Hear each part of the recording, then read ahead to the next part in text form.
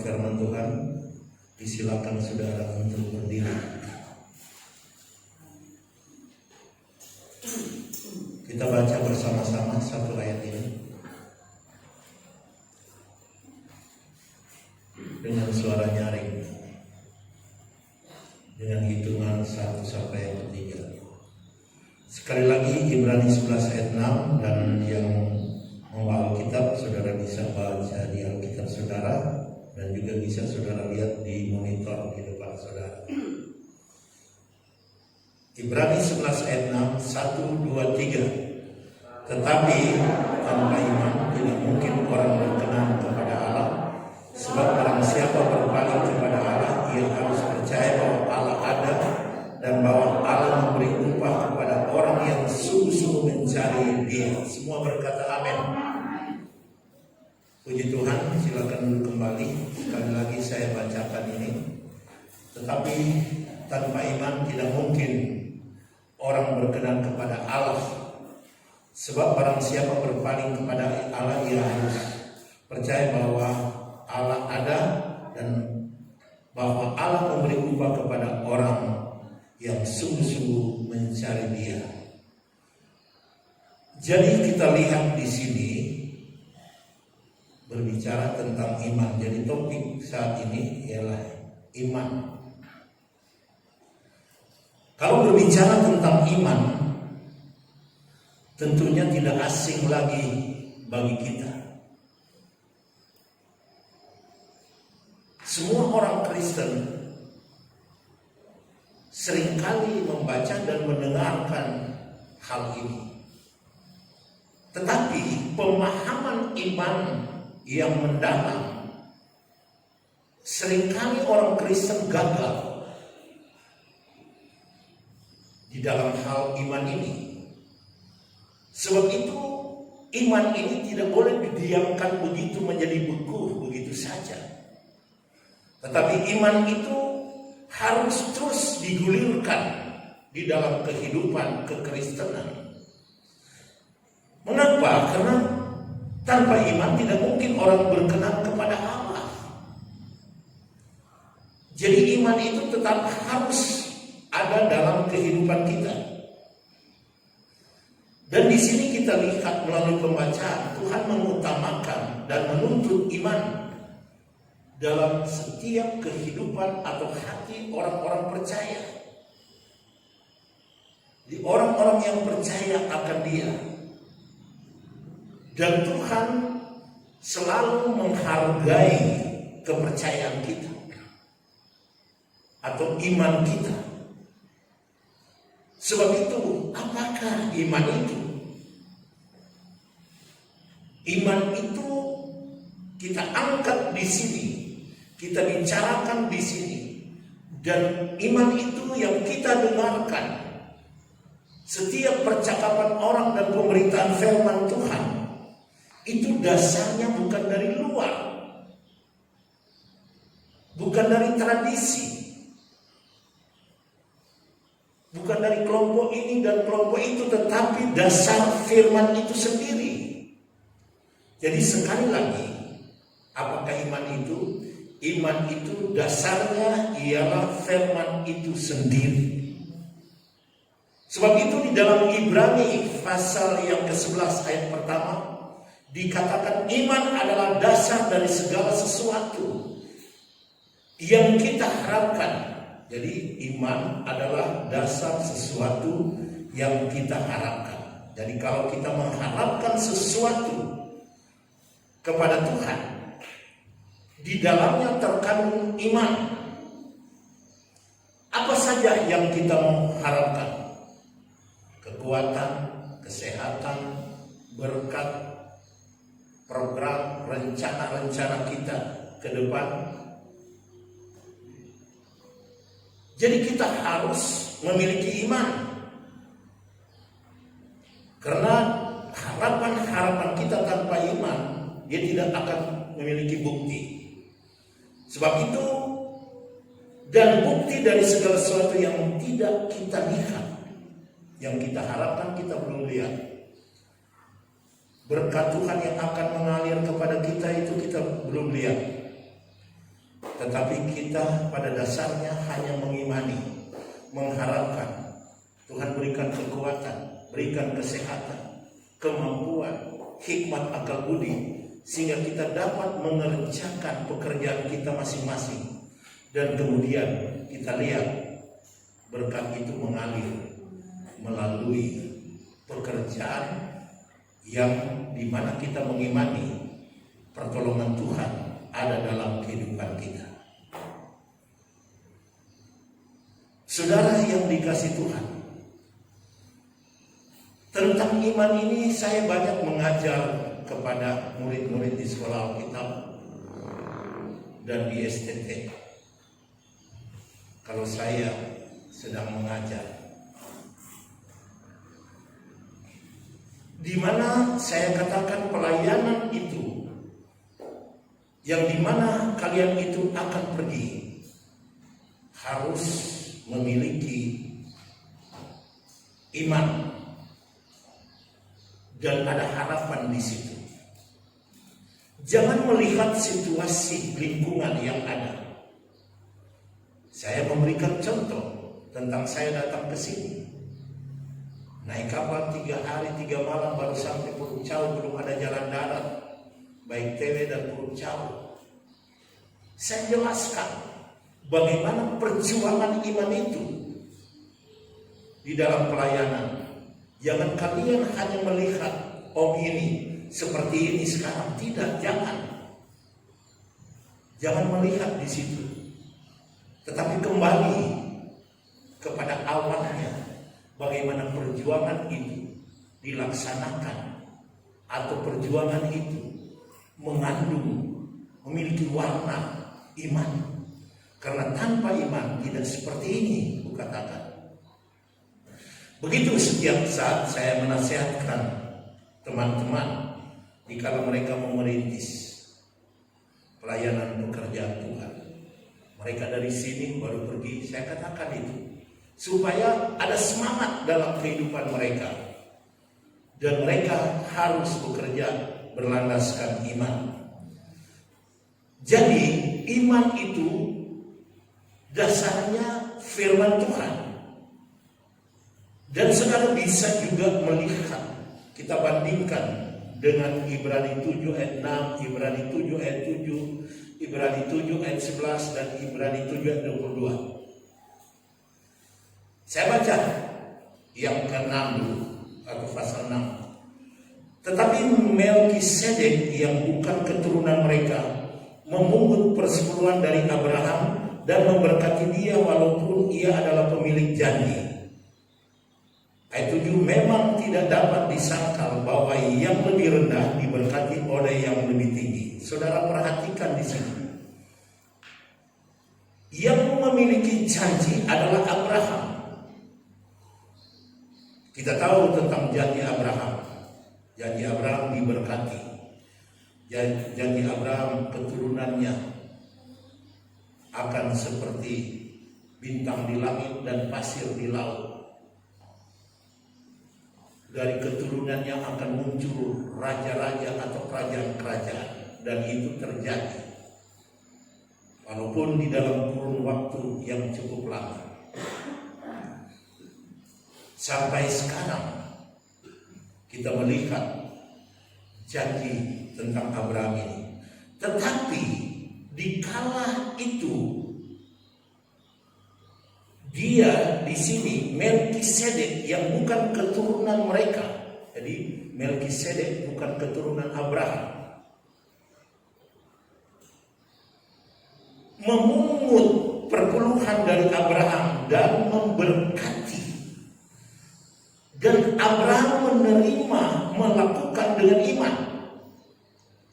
Perhatikan di sini. Jadi di sini mengandung iman. Jadi kita perbandingkan di sini. Jadi Melkisedek, imam itu memungut persepuluhan dari Abraham dan memberkati dia. Jadi Abraham diberkati walaupun dia memiliki janji dari Tuhan. Jadi walaupun dia memiliki janji. Ayat 7, memang tidak dapat disangkal bahwa yang lebih rendah diberkati oleh yang lebih tinggi. Jadi walaupun Abraham ini memiliki janji, tetapi Melkisedek ini adalah imam. Jadi dia masih lebih rendah walaupun dia memiliki janji. Kemudian ayat yang ke-11, karena itu andai kata oleh imamat Lewi telah tercapai kesempurnaan, sebab karena imamat itu umat Israel telah menerima Taurat, apakah sebabnya masih perlu seorang lain ditetapkan menjadi imam besar menurut peraturan Melkisedek, dan yang tentang dia tidak dikatakan menurut peraturan Harun? Nah, di sini kita tahu bahwa Imam Lewi ini, perhatikan di sini, adalah bagian dari orang Israel, di mana orang Israel ini telah menerima Taurat. Kemudian ada imamat di situ, ada susunan peraturan imamat di situ, di mana umat Israel memberikan 1/10 kepada orang-orang Lewi, dan orang-orang Lewi itu memberikan 1/10 terus ke atas. Jadi ini dilakukan dengan baik oleh orang Israel, ditaati dan diimani. Namun dikatakan Israel telah menerima Taurat, aturan-aturan itu, apakah sebabnya masih perlu seorang lain? Jadi walaupun mereka itu telah memiliki imamat Harun di situ, kemudian ada Taurat, tetapi mereka masih percaya bahwa mereka masih menunggu imam besar menurut aturan Melkisedek. Sebenarnya itu menunjukkan kepada Yesus Kristus. Sebab itu ayat 22 dikatakan, demikian pula Yesus adalah jaminan dari suatu perjanjian yang lebih kuat. Jadi semuanya ini diimani oleh orang Israel. Jadi kita lihat di sini, iman itu terkandung di dalam ketaatan menurut firman atau melaksanakan firman.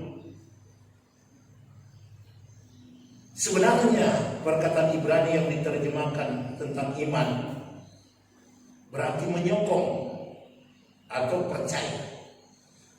Jadi kalau orang Israel itu menyokong Taurat Tuhan, kemudian percaya melakukan itu, di dalamnya terkandung iman. Kemudian kalau perkataan Yunani yang diterjemahkan berarti berharap kepadanya. Jadi harapan kepada Tuhan atau berharap kepada Tuhan, di dalamnya itu terkandung iman atau bersandar kepada Tuhan. Jadi di sini kita disokong oleh Allah dan yakin bersandar kepadanya, itulah iman. Jadi kalau saudara di dalam kehidupan berumah tangga, perencanaan ke depan, tugas-tugas hari-hari, kalau saudara bersandar kepada Tuhan, itulah iman.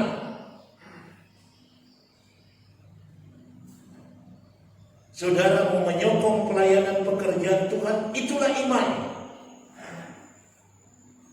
Jadi di sini, di antara iman ini atau iman ini mengandung dua unsur, yaitu unsur ilahi dan unsur manusia. Sehingga ada iman di situ. Kalau tidak ada unsur ilahi, maka iman itu kosong. Begitu pula kalau tidak ada unsur manusia, maka tidak ada iman. Tidak mungkin binatang, pohon beriman kepada Tuhan. Jadi dua unsur ini harus ada. Karena dua unsur ini harus ada, di mana seperti saya katakan tadi di atas bahwa Tuhan sangat menyukai kepercayaan kita atau iman kita kepadanya. Begitu pula kita ini harus menyukai Allah. Dan untuk menyukai Allah, menyokong pelayanan pekerjaan Tuhan, melakukan kebenaran firman, dan semua apa yang diatur oleh firman itu harus mengandung iman dari manusia itu sendiri. Saudara yang dikasih oleh Tuhan, karena tadi saya katakan mengandung unsur ilahi dan kemanusiaan, dan dasar firman ialah, atau dasar iman ialah firman Allah. Sebab itu apa yang tercantum dan tertulis di dalam Roma 20 dan 21, saudara bisa membacanya, tetapi terhadap janji Allah ia tidak bimbang. Jadi terhadap janji Allah ia tidak bimbang, karena ketidakpercayaan malah ia diperkuat dalam imannya dan ia memuliakan Allah dengan penuh keyakinan bahwa Allah berkuasa untuk melaksanakan apa yang telah ia janjikan. Jadi di sini kita lihat unsur manusia dan unsur Allah. Kalau kita benar-benar mengimani Dia, dikatakan di sini dengan penuh keyakinan atau penuh iman, Allah berkuasa untuk melaksanakan apa yang Ia telah janjikan kepada kita manusia. Saudara yang dikasihi Tuhan, tujuan iman kita sekarang ini kepada Melkisedek atau peraturan Melkisedek yang akan datang, yang menuju kepada Yesus Kristus sebagai imam besar kita, yang telah berkorban untuk menebus dosa kita. Jadi tujuan iman kita ialah kepada pribadi Yesus. Tujuan iman kita tidak ada yang lain sebagai orang percaya. Jadi unsur manusia kita mengimani pada yang unsur ilahi, yaitu Yesus Kristus. Mengapa kita harus tujukan kepada Dia?